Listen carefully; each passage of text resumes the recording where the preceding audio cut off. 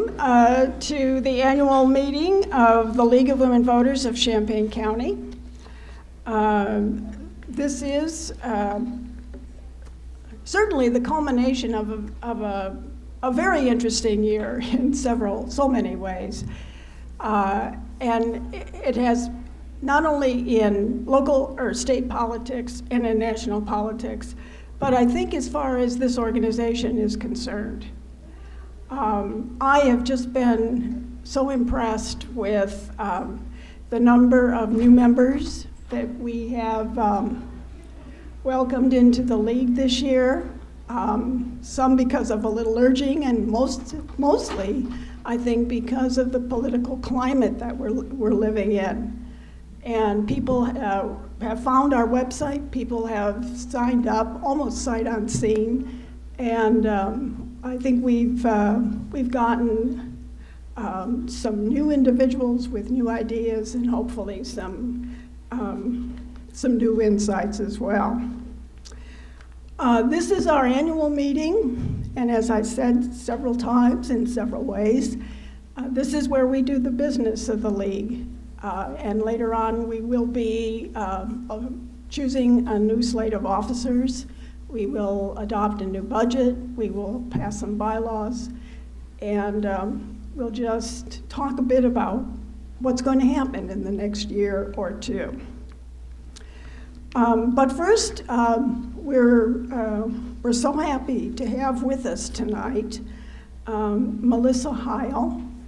Melissa is a teaching assistant in the Department of Geography at the University of Illinois.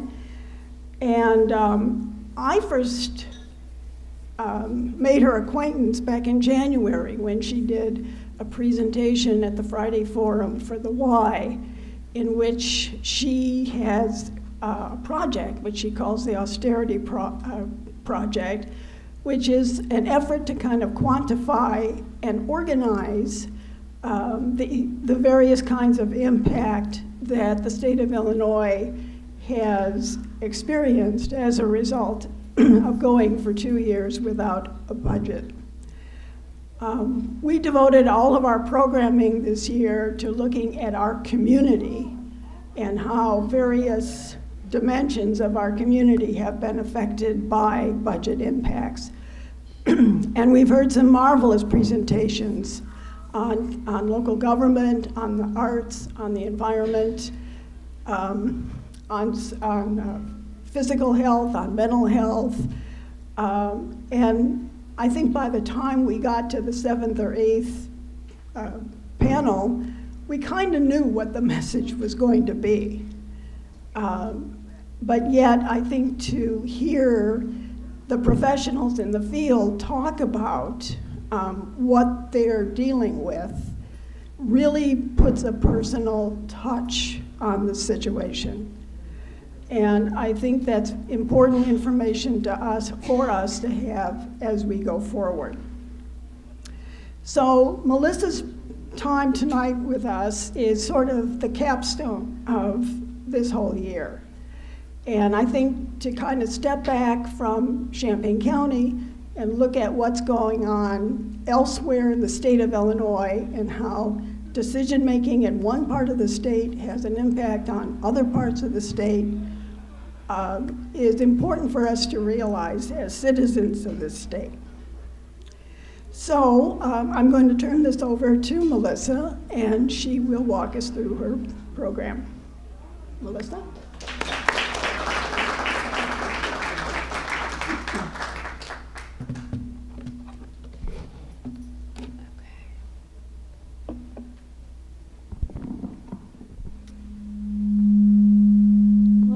Not do that. Oh, I'll leave that. That one's mine. Oh, this is yours. Yeah. Yeah, I get dry mouth. Okay, I'm gonna try to. Does that? No. I'm trying to deal with the echo. Okay, maybe this is the sweet spot. All right. So thank you everybody for having me with you this evening. I thought that the series that you've put on this year has been a really fantastic series. We're going into the 3rd year without a budget very soon, And this has become something of a new normal. It's something that's going on in the background, and we all sort of forget about it in the face of what's been really dramatic political news, particularly at the national level. So it's really wonderful to have a space where we think intentionally about what's continuing to happen with regard to the budget impasse. My talk today, I'm going to focus primarily on social and human services.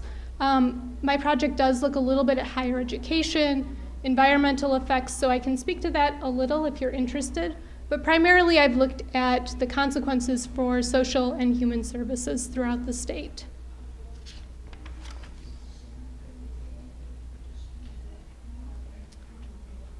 Are we okay in terms of sound? Little louder? Okay. Okay, better? Fantastic. Okay. So, to begin with, I'm going to talk a little bit about my experience coming to the project. Like many of you, during the first few months of the budget impasse, I started to hear stories like the ones I have up here on the screen. So one week you might hear that a particular organization had cut a program due to the budget impasse. And then maybe 2 weeks later, I would hear a story that said, this organization is laying off a certain number of staff members. And a couple of weeks later, I would hear this community college board is making a really difficult decision about whether or not it would fund MAP grants in the future, whether it would provide funds for students who had received MAP grants but weren't getting funding from the state. And so this was the background noise for about 6 months. And I heard it, but it didn't really resonate with me as something I needed to pay attention to until the last example on this slide here, which was when Lutheran Social Services of Illinois laid off 46% of its staff 6 months into the budget impasse.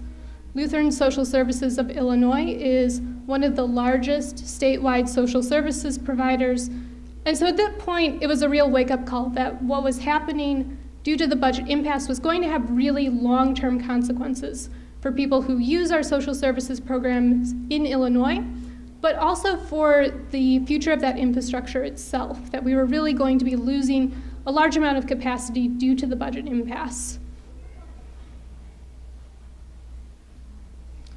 So after hearing that news, I became interested in exploring how many organizations were experiencing something similar. Knowing that this one large organization was laying off half of its staff, how did this translate throughout the state? How many different aspects of life in Illinois were being affected by the budget impasse? How were people's lives being disrupted by this political impasse going on in Springfield? And so I began looking into this, and it was a question that many advocacy groups throughout the state also had. So various advocacy groups were surveying their members or sharing anecdotal stories about how their member institutions were struggling with the budget impasse. But this information really wasn't compiled in a way that would be useful for the general public. It was in reports that were on the back pages of advocacy groups' websites, oftentimes in 20-page PDFs.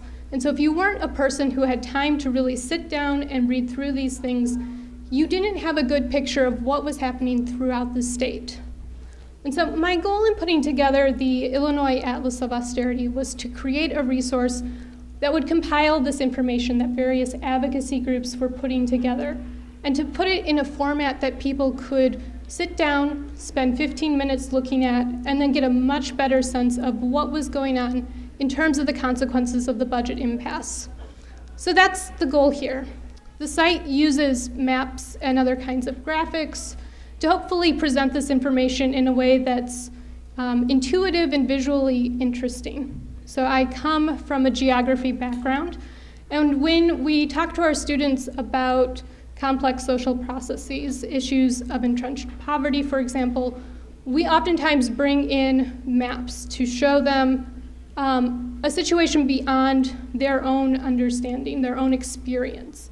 And so I think maps are a really wonderful teaching tool in that way. We all kind of look at a map, we go and we look and see where is home on the map, and then we're able to understand how our experience might relate to people in other places. Of course, maps are a limited way of doing this, but they do sort of draw you in. And so when you're trying to share a bunch of quantitative information, a bunch of statistics, it can be a really nice way of doing that. So throughout the presentation today, I'll be using examples from the website's content. Some of it will not be easy to read in this format. I have it up mostly so that you can see an example of the kind of information and presentation that's on the site. And so if there's anything that's not easy to read, and some of it will not be easy to read in this format, I encourage you take a look at it online later on, and I'd be happy to talk with you about anything that's up here.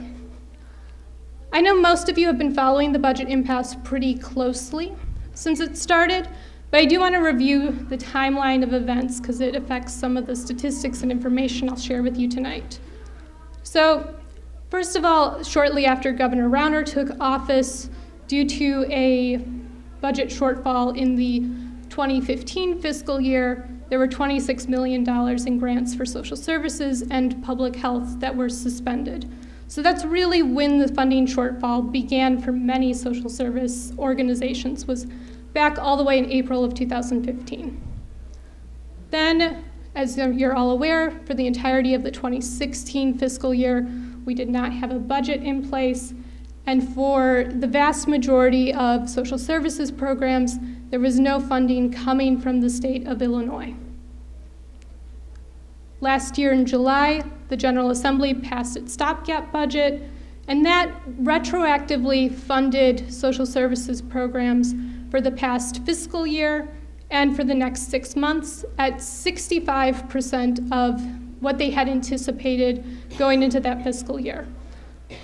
So that was a really important moment for many social service organizations. Of course, it saved many from shutting down after going a year without funding, but they're still not operating at capacity. They're not having the resources coming in that they would have anticipated normally.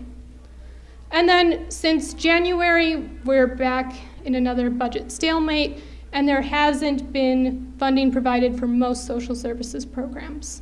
So that's kind of where we're at right now.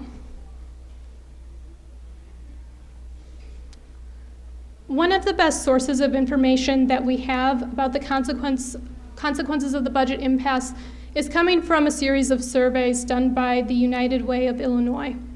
They've surveyed various times throughout the budget impasse. I think they're up to 5 surveys at this point. And each one of these surveys reaches out and gets results from around 450 social services providers throughout the state. So it's a pretty large sample and gives us a good idea of some of the trends that are happening with respect to social services statewide. Since last July, 69% of agencies replying to that survey indicated that they had not received funding from the state of Illinois or had only received partial payment, a portion of what they were expecting.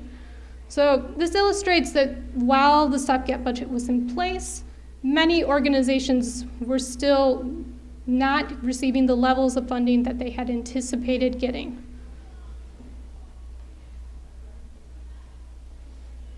In terms of the number of people that are affected, the United Way last year, this information is almost a year old now, estimated that around 1 million people had been affected due to services being reduced or eliminated statewide.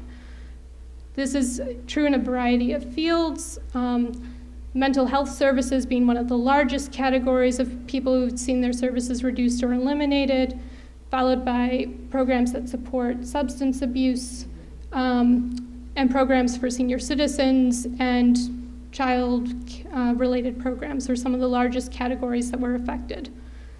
To put this in some context, Illinois has 12 million residents. So this is 1 in 12 people in the state being affected by reductions related to the budget impasse. Since that time, we don't have another estimate of the number of people who've been affected, but it seems very likely that it's gone up. Around half of the agencies responding to the latest United Way survey said that they've reduced the amount of people that they serve since January of this year, since the stopgap budget ended. 25% of those responding organizations said that they've closed a program again since January. So it seems likely that at this point we're north of 1 million people who've been affected due to the budget impasse. So for the next little while, I want to share some examples from the site that I think exemplify trends that we're seeing as they relate to what's happening in social services. So I have a few examples that I'll speak to. The first one that I keep coming back to this example over and over again when I talk about what's happening due to the budget impasse is what's happening with rape crisis centers throughout the state. And what this case shows for me is how the budget impasse is causing our institutions to sort of erode. Their capacity is slowly becoming less and less over time. So as background on this case, Illinois funds the Illinois Coalition Against Sexual Assault, and approximately 45% of that coalition's government funding comes from the state of Illinois. It's state funding. So it's a large portion of these organizations' funding resources. The network includes 29 organizations throughout the state, and together they support around 18,000 survivors of sexual assault each year.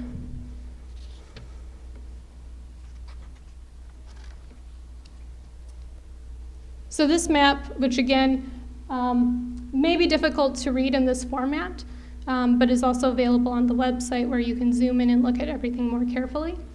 But I come back to this map over and over again because it illustrates for me the process of these institutions starting to erode. This was the situation a year ago, May of last year. And what we see is sort of the stages of this erosion process if you look carefully at this map.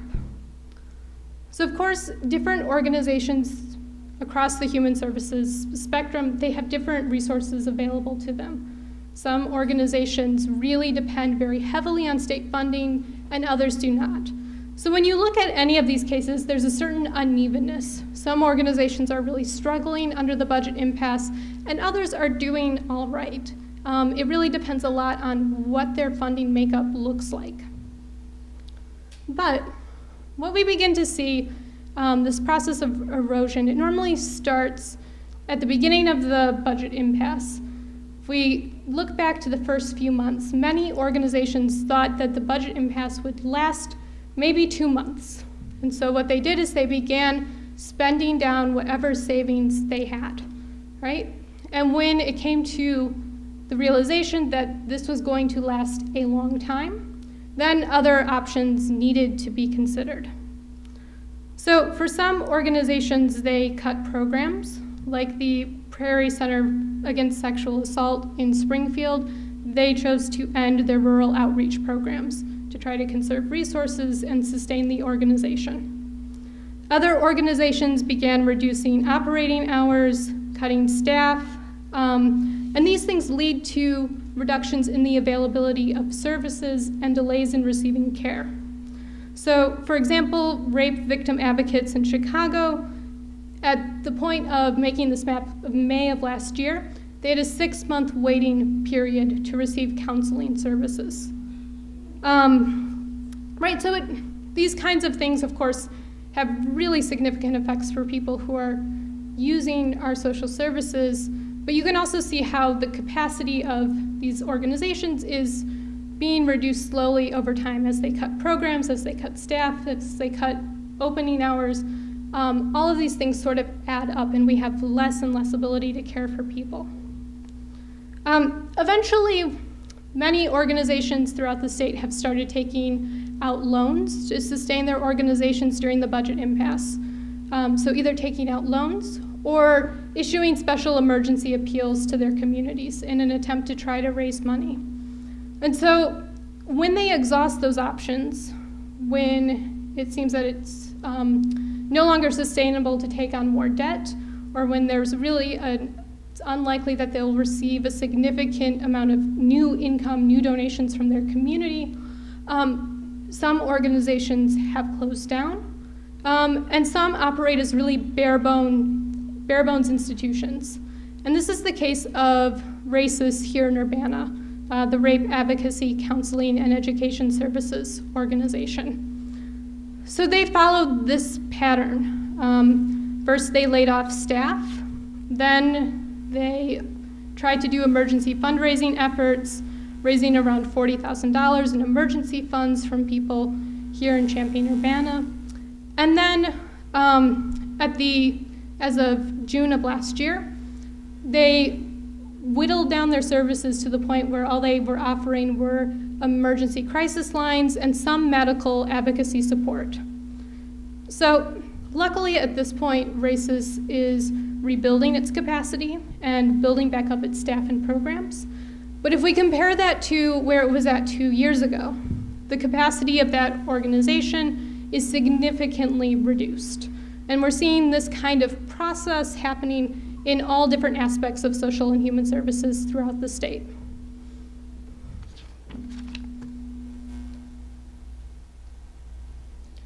The second example that I turn to is the case of senior citizen services.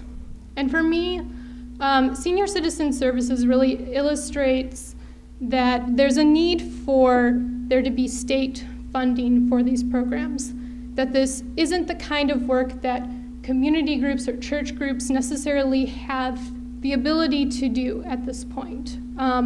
It's not as if when we take away state funding that all of these community groups are able to step up and fill the capacity that is left by the gap of reducing state funding. So when we look throughout the state, there have been layoffs and service reductions at various area agencies on aging. These cuts have included closing extension centers, reducing transportation services, delays in people receiving consultation on Medicare benefits, and reductions in Meals on Wheels programs throughout the state. When we look at the state as a whole, I think many of us are aware lots of downstate Illinois has aging populations. Young people are moving out of these areas, and the population going forward is going to look older than it has in the past, or even than it looks now. And so while in many of these communities there have been church groups or other community groups that have tried to fill the gap when, say, an area agency on aging has to reduce the number of meals it provides to seniors, many of these groups clearly don't have the capacity to do what these area agencies on aging can do with state funding. So when you think about the Meals on Wheels program, for example, in many rural communities, these organizations have to drive hundreds of miles each week and have a really sort of complicated logistical structure to make sure that everybody gets their meals on time each week. And it's a capacity that not many other organizations have. It's a knowledge they don't have, and there's a certain set of resources that many of these smaller groups don't have at the moment. And so for me, this illustrates the need that when we're making budget cuts like this, or when we have an impasse situation like this and these organizations are struggling, we're really reducing the capacity of organizations that are very much specialized to do this work. So if we think about the directions that the state of Illinois would probably ideally take when it comes to senior citizen services, we're at a point now where we wouldn't guess that we would be reducing our capacity and expertise, particularly in many of these downstate communities. But that's exactly what's happening.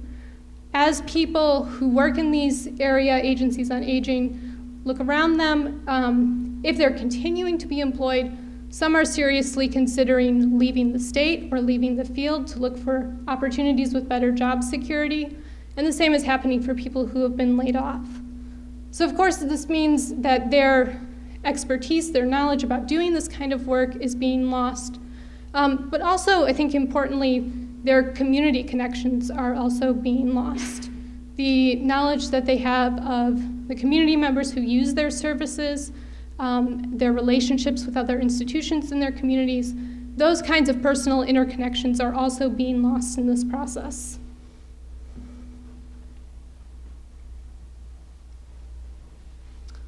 The next example that I tend to bring up is the case of housing and homelessness. So because of the budget impasse throughout the state, it's not just that we're losing the capacity of certain organizations, but we're also losing opportunities to actually expand our ability to provide human services.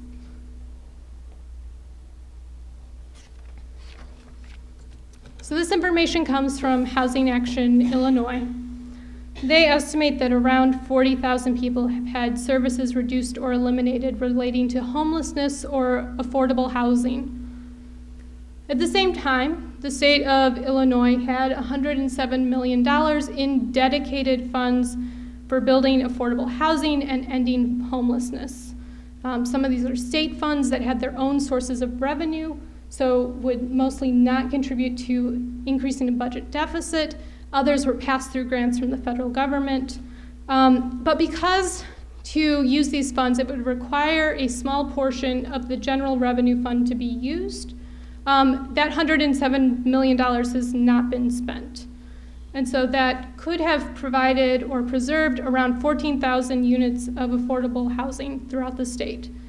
But that hasn't been done. So this is an example of the kinds of opportunities that the state is foregoing because of the budget impasse. So it's not just that organizations are struggling and sort of folding in on themselves. We actually have had opportunities to expand our capacity that have been foreclosed upon.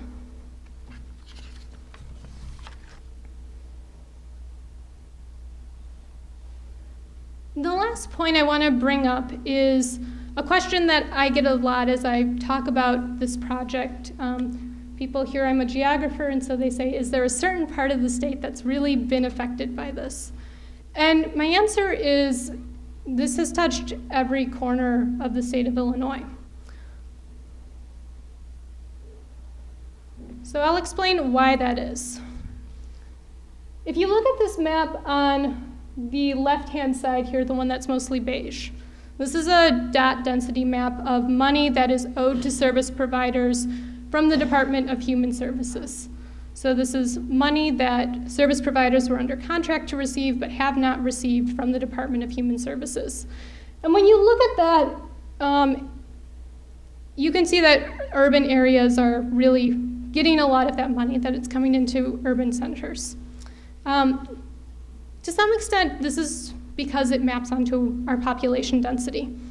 It goes to urban centers because that's where our people are. Also, many organizations which serve rural communities are also headquartered in these urban areas. So to some extent, this idea that our money for social services is going into urban areas, that's true to the extent that we have a lot of population in urban areas. And so, of course, they're feeling the effects of the budget impasse. But what I actually find to be really interesting is to think about what's happening in rural communities. The map on the right here, this map shows the ratio of people in poverty to the number of human service organizations in that county. So as it gets darker, that means there are more people in poverty per human service organization. And so when you look throughout the state, you can see that there are a lot of really dark counties in downstate Illinois, in rural areas, places where there are a lot of people living below the poverty line and not very many institutions providing human services.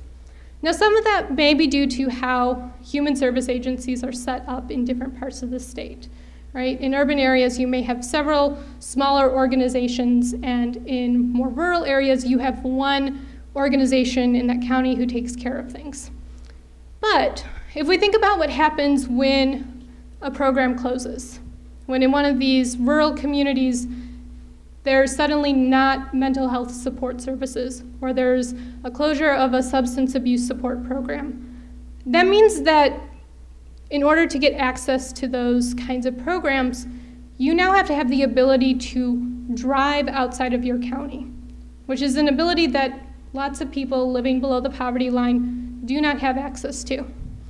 And so in ways, the budget impasse really affects every part of the state, but we feel its effects differently. It affects people's lives differently. And organizations in different parts of the state have different opportunities to sort of draw from their communities as they try to weather the storm of the budget impasse. So if we were to think about the resources available to an organization when state funding goes away, for organizations in urban areas, many of them are able to apply for grants from, say, a local community foundation. Some organizations in the Chicagoland area have actually gotten corporate sponsors to run and fund their program for a year. They fund the program, they don't run it. Right, so you can say to a local sports team, hey, we have a bunch of children who are not gonna have access to these healthcare benefits. Would you like to come in and fund it? And that's a kind of connection that many rural communities don't have. So they're more limited and constrained in terms of where they can try to make up this loss of funding. So when we look ahead,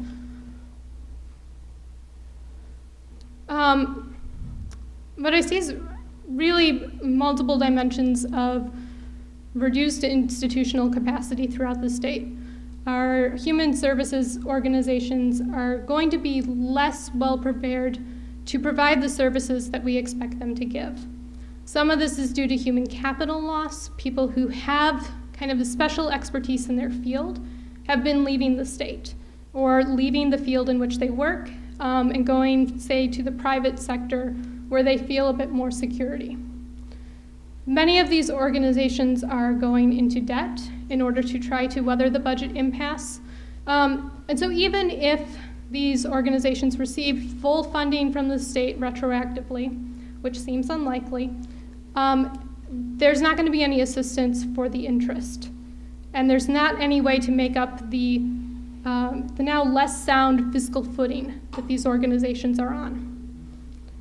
And then, of course, in places where organizations have closed, it's very up in the air if or when any replacement organization or program is going to come into that community. And when they do, they'll have to redo the work of establishing the organization, of building relationships in that community and earning trust. And so this puts us on the back foot in terms of our ability to provide social services to the people of Illinois. So, looking ahead. In terms of understanding more about the budget impasse and who's taking action on it, there are a few resources that I recommend. Up on the upper right-hand side here, there's the image for Stranded by the State. This is a really wonderful documentary series that I think is a nice complement to the work I've done. What I do is really give you a very high-level overview of what's been happening in terms of the effects of the budget impasse. Stranded by the State does a wonderful job showing you how does this affect people's day-to-day lives.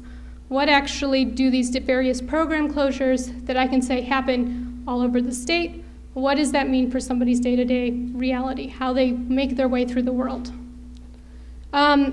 Pay Now, Illinois is a coalition of around 100 social services organizations which have a lawsuit against the state of Illinois trying to win back the money that has not been paid to them and to try to ensure future timely payment to service providers. They tried a case last year, which they lost, but they're again starting a new case looking at the 2017 fiscal year payouts. So they're back in court again. The March to Springfield, down in the lower left-hand side, this is actually occurring right now. This is a group of organizations and citizens who are currently marching from Chicago to Springfield. They're expected to get to Springfield on May 30th, where they'll have a rally, and they're doing listening sessions to understand the effects of the budget impasse in the communities they're walking through along the way. So if you're interested in looking at or supporting an action related to resolving the budget impasse that's happening right now, I recommend you take a look at what they're doing. They're literally out marching this week. And then the last one I have up here, the Responsible Budget Coalition. This is a coalition of around 300 organizations, many social service providers, who are calling for a revenue-based balanced budget, to balance the budget by bringing in new revenues rather than cutting programs like the ones that they run. I found that this organization is really one of the best resources for getting news about what's happening to various organizations affected by the budget impasse throughout the state, and also to keep up to date with what is happening legislatively. When there are new discussions about resolving the budget impasse coming into the General Assembly, and when there are sort of relief bills moving through the General Assembly, whether that's for social services, higher education, public health. So I highly recommend looking into their work and using them as a resource to understand what's going on politically so that you know when there are opportunities to reach out to your representatives or to the governor or to share information about what's happening in Springfield.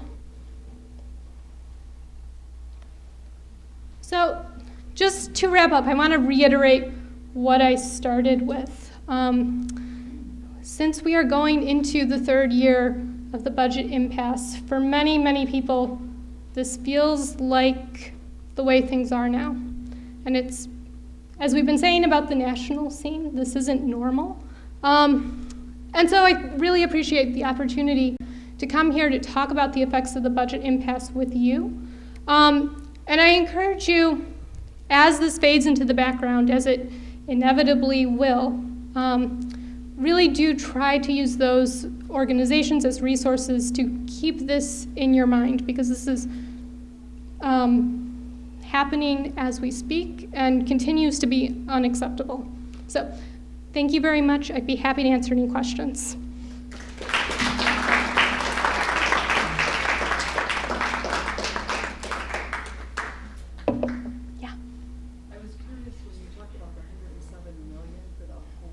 Yes. Are the past $3, are they permanently lost? Are they just sort of? Yeah, so the question was with the homeless funding, that $107 million, are they permanently lost? You know, I don't know the answer to that. I think this funding that's from the state of Illinois that has its own local revenue sources, I can't imagine that that's lost. But the federal money, I'm not sure of. Yeah, and that information was from the, I believe, Illinois Housing Action, which would definitely have the answer to that. I'm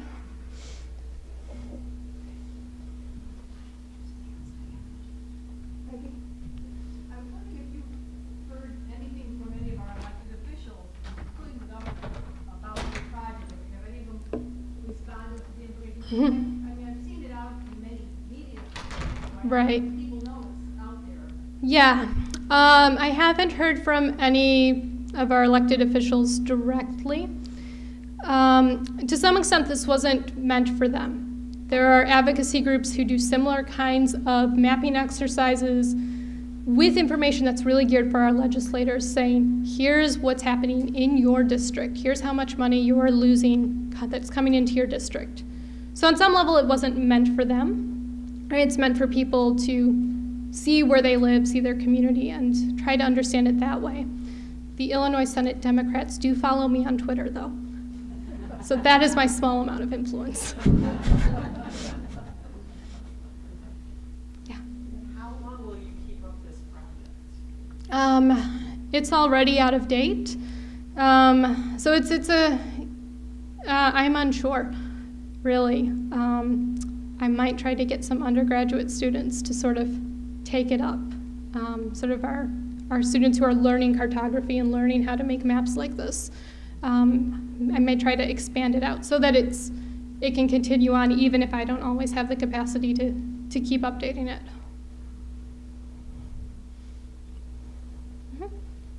Since the basic question is political and has to do with two different views of the responsibilities of the state government for these sorts of activities. Right. What is your prediction, if any, for this so-called grand negotiations going on in the Senate? You know, at this point, I don't have predictions about what will happen in terms of how do we resolve this. I really don't. When I started this project, I was speaking with social services advocates, and they said to me in our first phone call, we think this could last through the November election. And I kind of went, wow. It's probably going to last through the gubernatorial. And now I agree with you. I think it will likely last through this entire gubernatorial term. So I'm not sure. I don't have any predictions.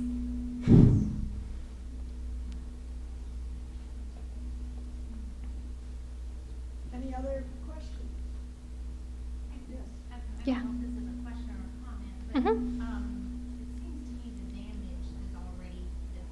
I mean, even if they pass a budget Mhm. funding these things, the damage is already done. Yeah.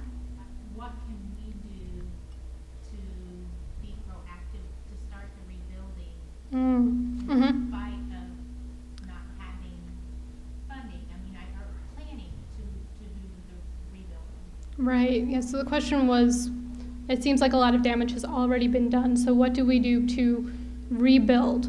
I think it's a difficult question. I think some of it is starting locally with the organizations I'm sure many of you are already involved with. Of course, donating as you are able to them and giving of your talents and other abilities. But it's really, I don't think it's going to fill in the gap.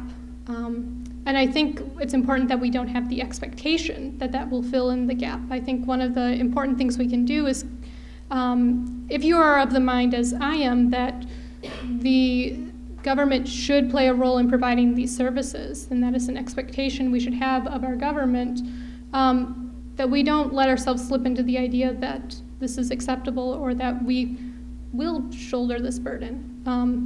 That we sort of continue to hold them accountable, if that's how you think this relationship should work.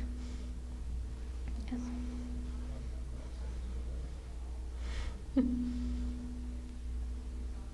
Did you have a question?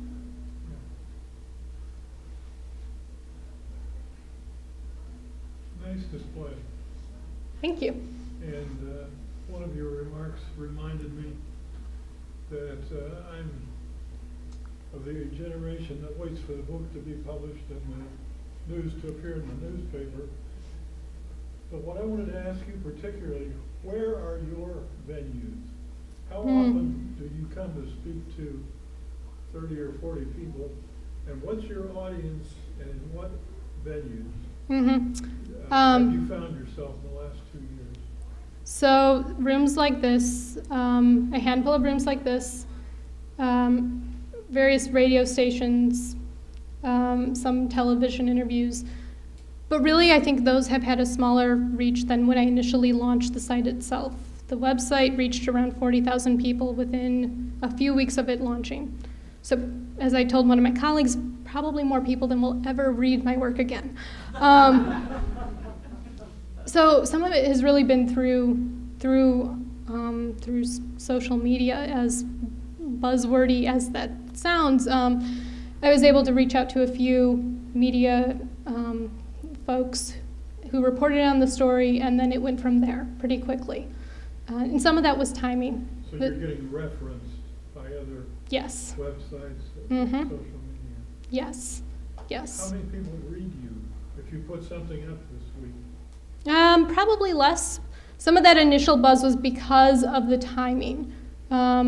So when I first launched the site, it was last May when we, as a state, thought that we needed to have a budget or the credit rating would absolutely immediately tank, which kind of happened but didn't fully happen as we expected.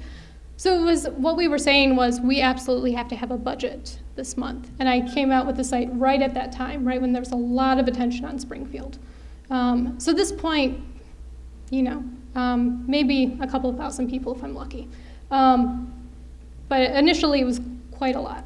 And this kind of all came up at once initially. Yep. Listening to some of the natural resources folks who just talked at one of our panels, they were saying we have to be more creative in getting our money. And they talked about different ways. I was wondering what kind of creativity would social services have? It sounded like the ones you were discussing, loans, community fundraising, Yeah. big sales. Yeah. Yeah, the creativity. How do social services try to get creative with bringing in new sources of funding? I think that's a lot of what's happened is the loans and then appeals to existing donors, trying to form new relationships with foundations and corporations to try to bring in the money. And then there's this trend in social services advocacy where they really try to explain what are the financial benefits to the state of social services. What is it as an economic engine? And that's become a large portion of their economic strategy. It's a strategy that I think it's perhaps has the potential to be effective with some of our legislators, but it's also a strategy that worries me a little bit in that it reduces the purpose of human and social services to being an economic driver. And it feels like we sort of play into the trap of we don't have enough money, and so we're going to cut social and human services, but then we just come back and say, well, actually, this will produce a bunch of money for the state. And we're not having a conversation based on ideas of what the government should or should not be doing, but we're reducing everything to how economically competitive we can be. That's a concern I have about that strategy, but it's one that's pretty common and perhaps is proving to be effective. I'm not sure. So if I could add just Yeah. one thing to it. So probably a lot of the social service agencies are going for grants from the federal government, which you listen to what they're talking about, the latest budget information from the federal government. Social services, especially Meals on Rails, aren't performing as apparently Mulvaney thinks it should. But anyway, the concern is that federal money is now going to be Right. lessened. Yeah, I think that's absolutely a concern that federal money, on top of the struggles that they're receiving from the state, is going to be reduced. So this effect is going to be perhaps compounded in the future. I think that's a big concern on the horizon.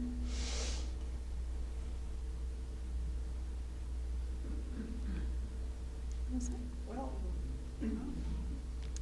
I think we're kind of left with things on a down.